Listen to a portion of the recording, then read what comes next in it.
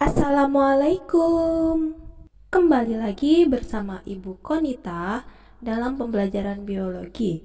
Nah, kali ini kita akan belajar tentang tingkat organisasi kehidupan.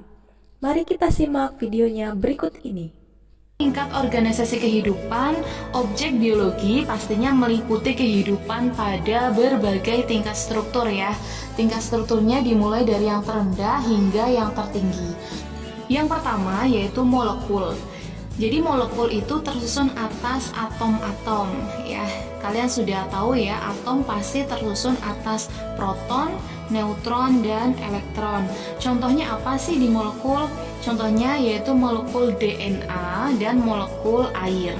Nah, nantinya molekul itu saling berikatan membentuk ikatan kompleks yang selanjutnya membentuk organel sel. Sel merupakan tingkatan organisasi kehidupan yang tersusun atas organel-organel sel.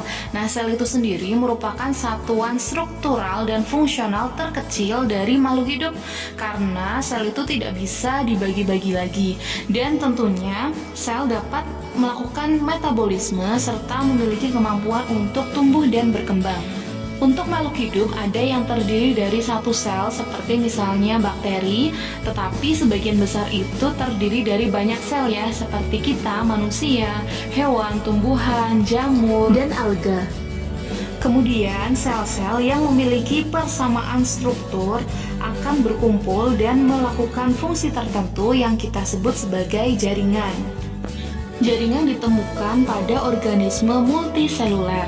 Kemudian, sekumpulan dari jaringan akan bekerja sama untuk melakukan fungsi tertentu dan akan membentuk organ. Organ pastinya hanya ditemukan pada organisme multiseluler. Contohnya saja misalkan di organ lambung kita itu tersusun dari berbagai jaringan. Misalnya ada jaringan epitel, ada jaringan otot, dan jaringan penyokong. Kemudian organ-organ yang melakukan fungsi dan tugas itu saling berkaitan satu sama lain disebut sebagai sistem organ. Contohnya sistem pencernaan yang ada di tubuh kita ya, itu pastinya tersusun atas berbagai macam organ seperti lambung, hati, pankreas, ataupun usus.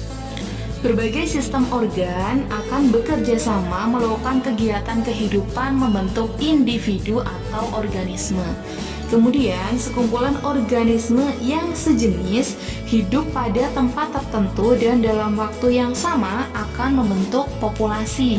Contoh populasi misalnya ada sekumpulan pohon kelapa di suatu kebun atau misalkan sejumlah semut yang hidup di suatu batang pohon.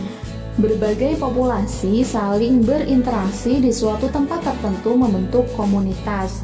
Misalkan di suatu sawah terdiri atas berbagai macam populasi tanaman padi, serangga, ular, burung, tikus, ataupun semut. Kemudian ada ekosistem yang merupakan tingkatan organisasi kehidupan yang mencakup organisme dengan lingkungan abiotiknya atau yang tidak hidup dan saling mempengaruhi atau terjadi hubungan timbal balik antara keduanya. Contohnya misalkan di ekosistem darat itu terdiri dari komponen biotik seperti produsen, herbivora, karnivora, pengurai. Kemudian ada komponen abiotiknya seperti misalkan tanah, udara, suhu, dan lain-lain. Next ada bioma yang merupakan ekosistem terestrial atau darat yang umumnya dipengaruhi oleh iklim regional.